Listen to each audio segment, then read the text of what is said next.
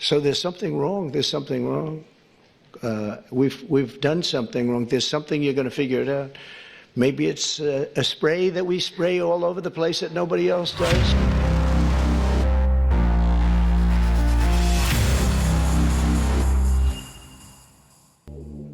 This one's from Bodiefuller 9783. Lou, we keep hearing rumours about a quote-unquote major event that could be the reason for the disclosure timeline that is now in place.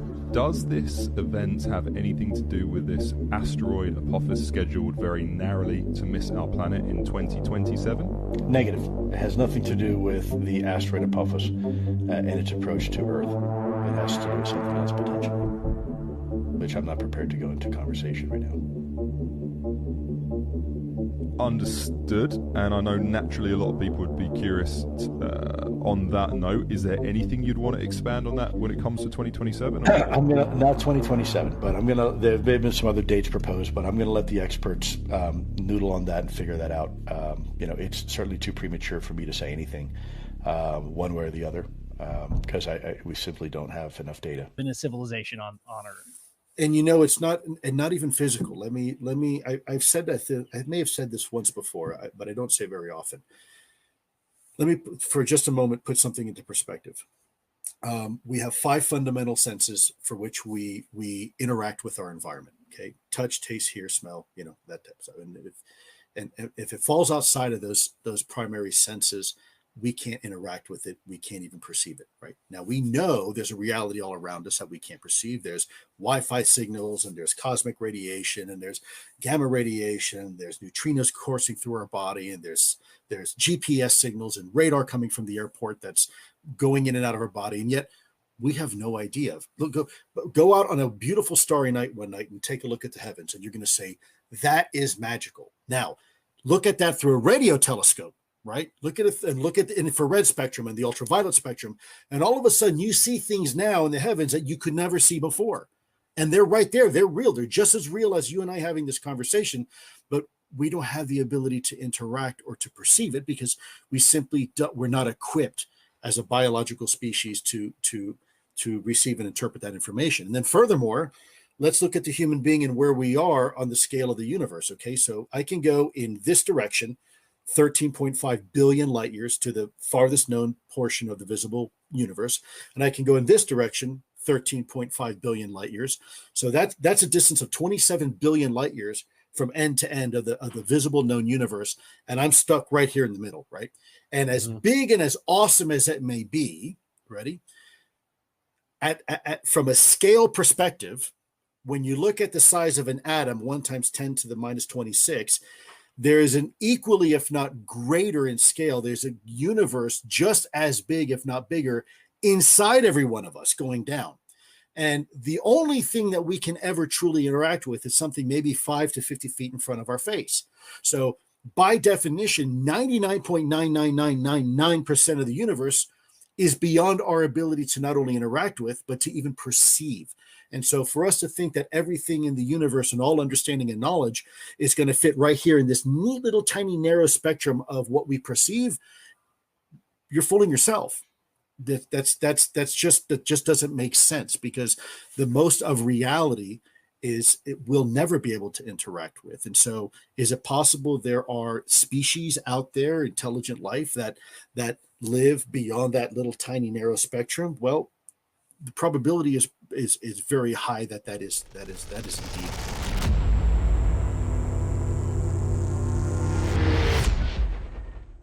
Right, people, we've got an interesting series of lights coming out of Mexico that flew over some fields, then over the highway and off again and vanished. Look at this, right? I'm not entirely sure what to think. I mean, it seems like the pattern changes as it approaches the highway, and then it kind of organises and goes to a different shape. Look at that, mate, right? That is hella interesting, okay? It has a quite strange shape. You can kind of see some sort of like things just below the lights, but I don't know, man. It's almost like a pitchfork formation, like it's got lines and it goes up like that, and then it just immediately just turns and changes shape. Like, look at that. That's mega, right? I don't know. It could be something anomalous, or it could be a series of drones, but according to the video and the guy in the video, they made no noise. So again, very strange because it seems to be quite lower towards the freeway there. I don't know, mate.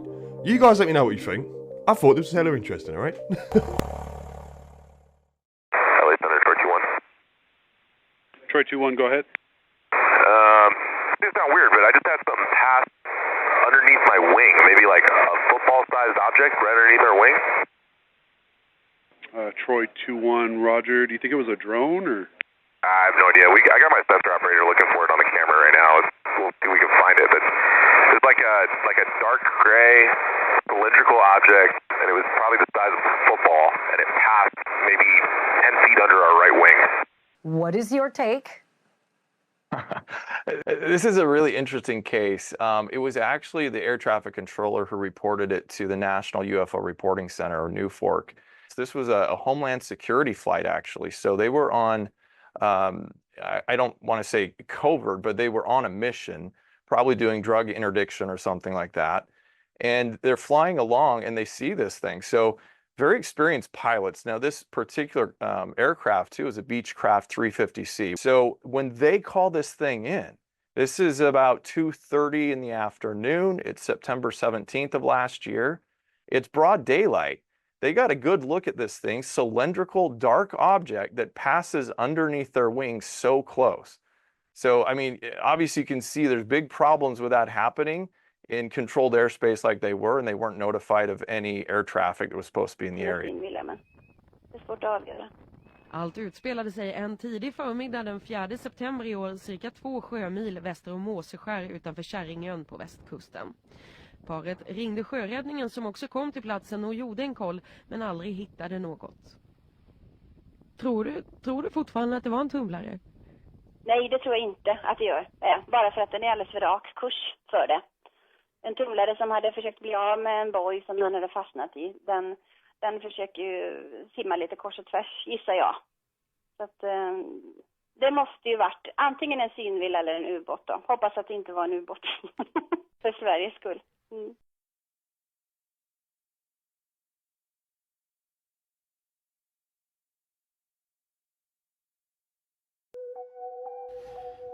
Okay, so on my flight back from Mexico City, we're coming over near San Felipe, Mexicali, and came across this, what I'm thinking is a pyramid.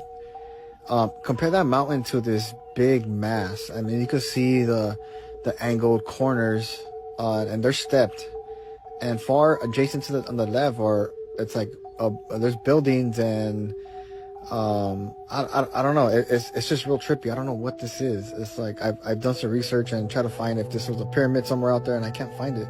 It's near San Felipe. You can see the roadway there. And I had to pull up Google Maps, and I was able to find the location. Just kind of going through the way we flew, and I found it, but you can't really see the detail on like the pyramid side or how it's stepped.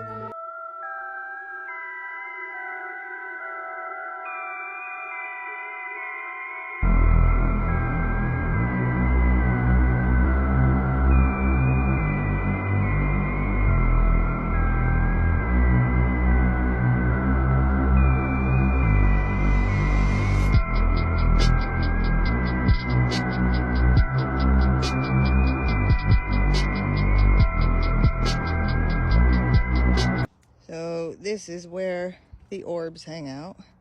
As you can see, there's no way I'm getting back.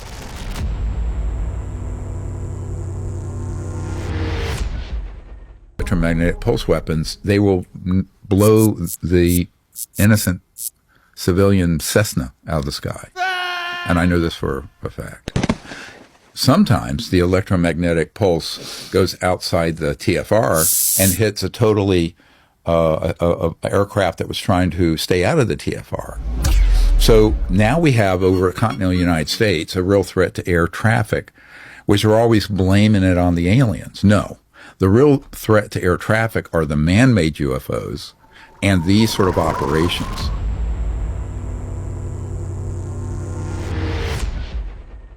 Hey friends, so it seems like the way aliens treat the death process is completely different than humans, and this is because humans are incredibly emotional. So my wife does QHHT, which is a form of past life regression, and when she takes people to their past life, one of the things they do before they move from one life to the next is they'll say, okay, go to the very last day of this life and let's discuss what you see. And, this will obviously be the death day, and whenever it's a human life, like whenever her client is reliving a past human life on Earth, is very dramatic and traumatic and a lot of emotion involved.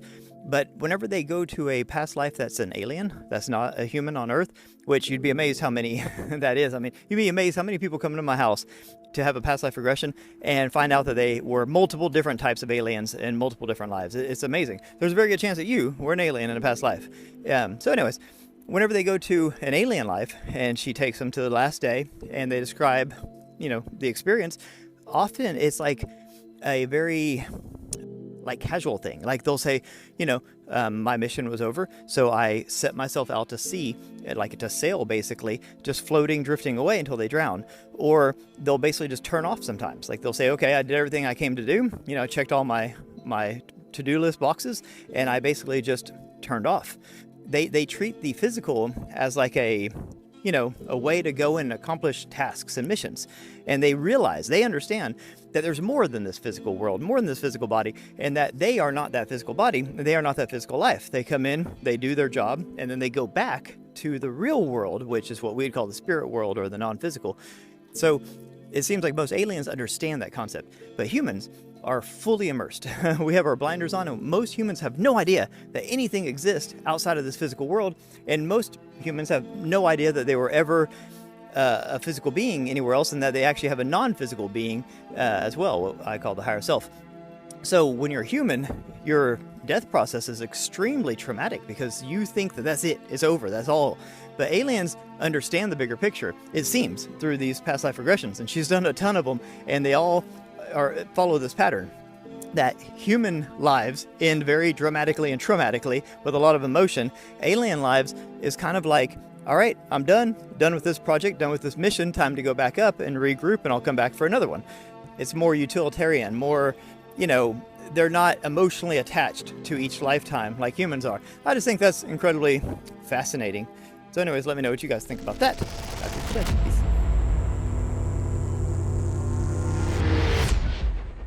There is some incredibly weird stuff on the moon. Like, did you know there are canyons on the moon longer and deeper than the Grand Canyon? Yeah, this is Valles Planck, and it formed immediately when a giant asteroid hit the moon about 4 billion years ago. Did you know the moon has boulders? I feel like people don't know that. The moon also has mountain ranges with mountains up to 5,300 meters high. Big mountains. It also has these areas where you can see where lava used to flow, and if you follow them, you'll usually end up at some old volcanic vent. The surface of the moon also literally wrinkles from buckling, which creates this cool kind of cantaloupe-like texture. There are also these areas that look like the moon was hole-punched, but really, this is where lava used to flow, and it created hollow lava tubes under the surface, and those are areas where that tube has collapsed. The moon also obviously has these giant dark spots. These started as ancient impact sites, but really the moon was volcanic and they filled with lava, creating these giant lava plains that eventually dried up.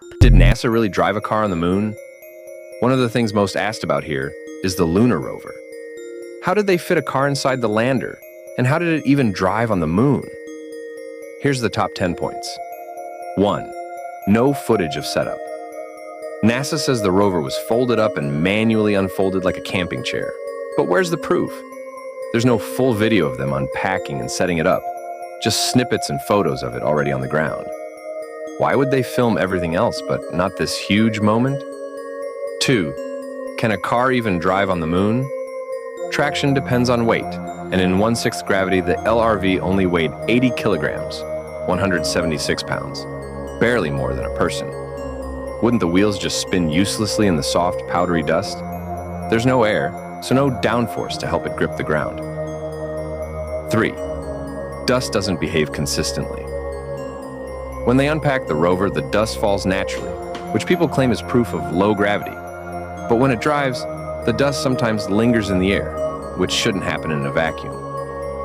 NASA blames camera frame rates. But why does it look like slow motion Earth footage? 4. No suspension for moon terrain. The LRV had no traditional suspension system, just flexible mesh wheels to absorb some impact. The moon is covered in craters, rocks, and uneven surfaces, yet the rover glides too smoothly rather than bouncing like you'd expect in low gravity. 5. Steering and braking would be a nightmare. In low gravity, the rover doesn't press down as hard on the surface, meaning less grip for turning or stopping. On Earth, weight helps tires dig in, but on the moon, wouldn't it slide around uncontrollably? Yet, in the footage, it drives like a normal car, no problem. 6. How did the rover's antenna work? The LRV had a gold foil antenna that supposedly sent live video from the moon to Earth in the 1970s. That's 238,000 miles away. Yet NASA had clear footage with no delay. Even modern satellites struggle with perfect live feeds. 7. No noticeable weight difference in movement. The moon's gravity is 1/6 of Earth's, so objects should move differently, bouncing or feeling lighter, but the rover drives almost like it's on Earth, just slightly slower. Shouldn't it react more dramatically to bumps, turns, or braking? 8. The wheels should have been destroyed. The moon's surface is covered in razor-sharp dust that's stuck to everything. Astronauts said it damaged their suits and equipment. Yet, the rover's delicate wire mesh wheels handled multiple drives without a single puncture. The batteries should have overheated or frozen. The moon has extreme temperatures. Daytime, up to 250 degrees Fahrenheit, 120 degrees Celsius. Nighttime, down to negative 250 degrees Fahrenheit, negative 157 degrees Celsius. The LRV was battery powered, but NASA never explained. How did the batteries not overheat and fail in the scorching moon sun? How did they not freeze instantly when in the shade? 10. The rover magically fit in the lander. NASA says the LRV folded up inside the lunar module like a camping chair. But even folded, it was huge. How did they fit it inside the cramped lander? And how did they unload it so easily in bulky spacesuits with no full footage of them setting it up? With inconsistent dust physics, missing footage, unrealistic driving, and sketchy tech, the moon rover is one of the biggest mysteries of the Apollo mission.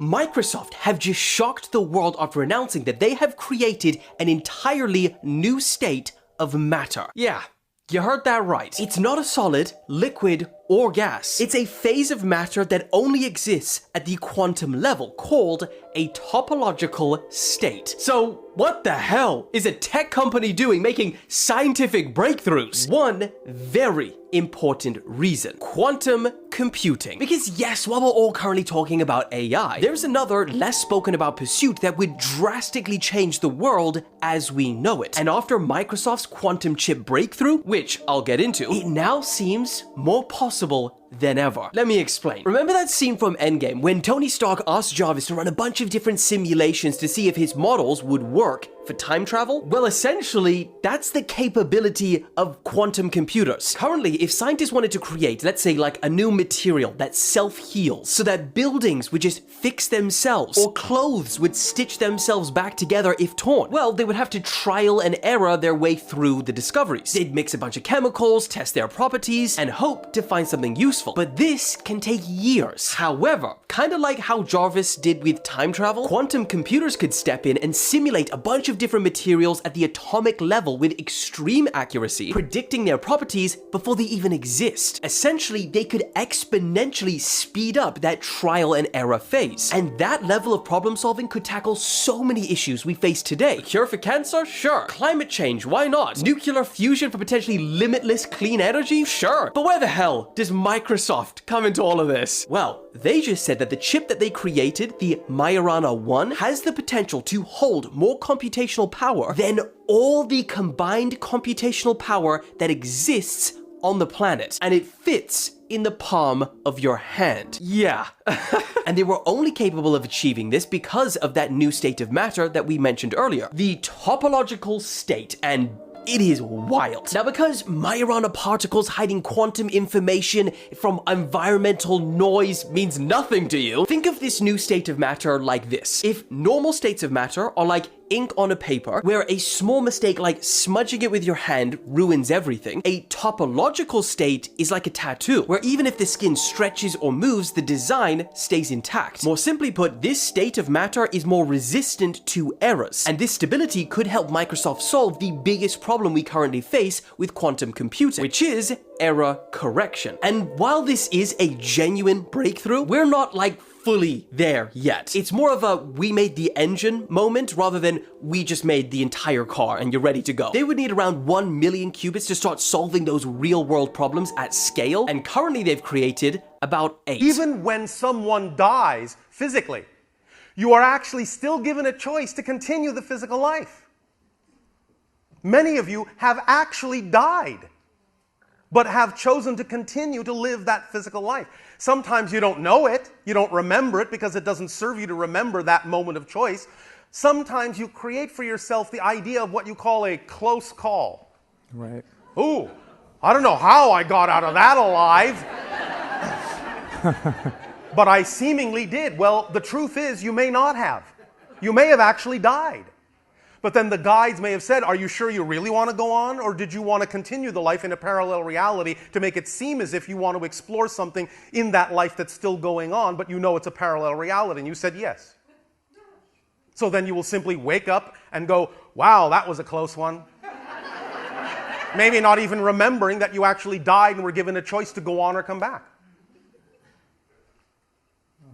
So the point is you're always in control of what's going on. So if you are still here, if you can still open your eyes, you must have made a choice that says that continuing to experience this physical reality in the way you're experiencing it is actually part of the way you wanted to evolve. There's something that's going to happen that will add to you in a way that simply going into the non-physical won't give you.